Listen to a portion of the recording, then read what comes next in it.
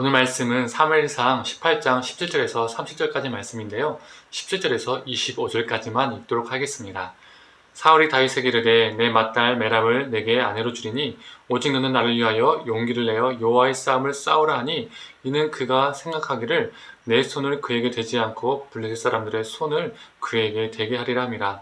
다윗이 사울에게 이르되 내가 누구며 이스라엘 중에 내 친속이나 내 아버지의 집이 무엇이기에 내가 왕의 사위가 되리까 하였더니 사울의 딸 메랍을 다윗에게 줄 시기에 무홀라 사람 아드리엘에게 아내로 주었더라. 사울의 딸 미갈이 다윗을 사랑하며 어떤 사람이 사울에게 알린지라. 사울이 그 일을 좋게 여겨 스스로 이르되 내가 딸을 그에게 주어서 그에게 올무가 되게 하고 블레셋 사람들의 손으로 그를 치게 하리라 하고 이에 사울이 다윗에게 이르되 네가 오늘 다시 내 사위가 되리라 하니라.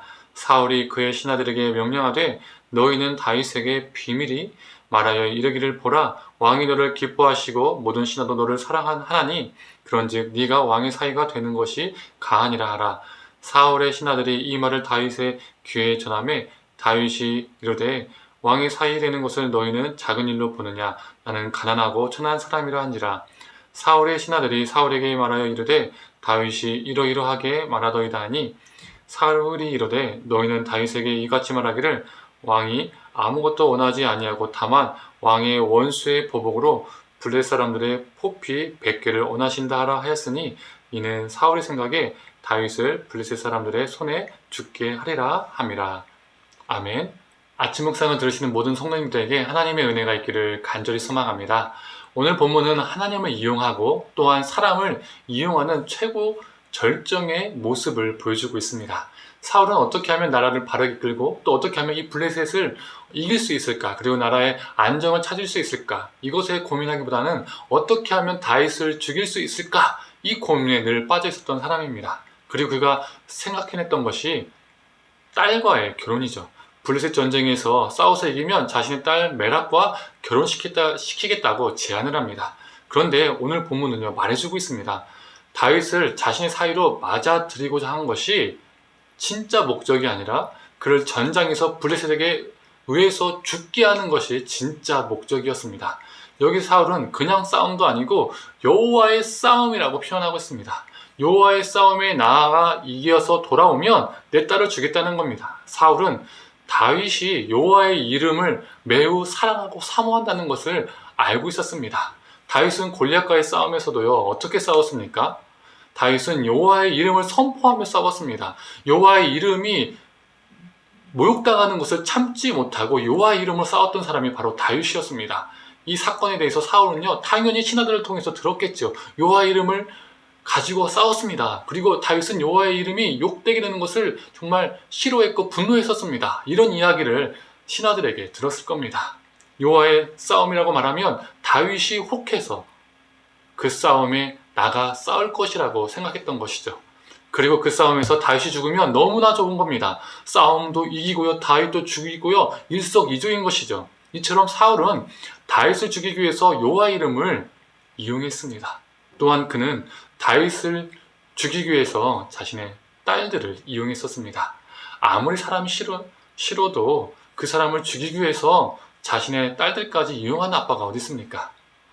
처음에는 첫째 딸 메랍을 통해 죽이고자 했으나 그게 뜻대로 되지 않았습니다. 그래서 두 번째로 미갈과 결혼을 제안합니다. 이 제안에는 다윗과 한 가족이 되고 싶은 마음은요, 눈꼽만치도 없습니다. 오직 이 제안에는 다윗을 죽이고자 하는 마음만 있었습니다. 이를 위해서 사울은 자신의 딸들, 이 메랍과 미갈을 이용합니다. 이 두 딸들은요, 도구였을 뿐입니다. 이렇게 사울에게 있어서 하나님이나 사람은 이용수단에 불과했었습니다. 자신의 목적을 이루기 위한 도구일 뿐이었습니다. 이러한 사울의 모습을 보면서 우리 자신을 돌아볼 필요가 있습니다. 우리 안에 사울의 모습은 있지 않는가? 정말 돌아볼 필요가 있는 것이죠. 우리의 목적을 달성하기 위해서 심지어 그 목적이 참 순수하지 못하고 우리의 욕망과 죄악이 스며들어 있는데도 여호와의 이름을 갖다 붙이기도 하는 것이죠. 또한 나의 욕심을 위해서 사람을 이용하는 겁니다. 우리가 살아가는 세상은 오늘날에도 어떻습니까? 나보다 힘이 약한 사람들을 내 탐욕을 채우기 위해서 이용하는 경우가 참 많이 있습니다. 그런 사건들이 뉴스를 보면, 인터넷 기사를 보면 비일비재합니다. 그러나 우리 하나님의 백성은, 우리 하나님의 사람은 하나님을 이용하는 것이 아니라 우리를 지으신 하나님을 경외해야 합니다. 또한 하나님이 창조하신 사람들, 즉 내 주변에 있는 모든 사람들을 내가 아끼고 존귀케 대해야 됩니다. 이용하는 것이 아닙니다. 오늘 본문에서 사울은요, 점점점 더 두려움에 쫓깁니다. 사람과 하나님을 이용하는 사람들은 이런 삶을 살 수밖에 없습니다. 본인이 이용하고자 하는 대로 그 상황이 움직여야 되는데 그렇게 되지 않으면요, 마음이 조급해집니다. 내가 이용하지 않으면 내가 이용당할 것이라는 그 두려움이 생깁니다. 내가 먼저 짓밟지 않으면 짓밟힐 것이라는 그 무서움이 쌓이는 것이죠. 사울처럼 왕위에 올랐지만, 많은 것을 가지고 누리고 있지만 두려움 가운데 살아간 사람들이 이 땅 가운데서, 이 시대 가운데서도 참 많이 있습니다.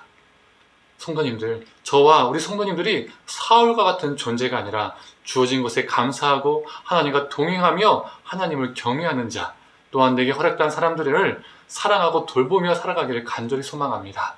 그래서 우리가 하나님을 이용하거나 사람을 이용하는 자가 아니라 하나님께 쓰임받고 또 사람들에게 사랑을 전하는 존재로 오늘 하루도 또 우리 삶이 그렇게 되기를 간절히 축원합니다. 함께 기도하겠습니다.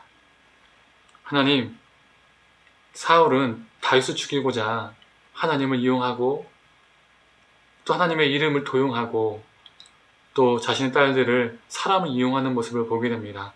하나님, 우리도 혹시 사울의 모습이 우리 안에 있지 않은지요?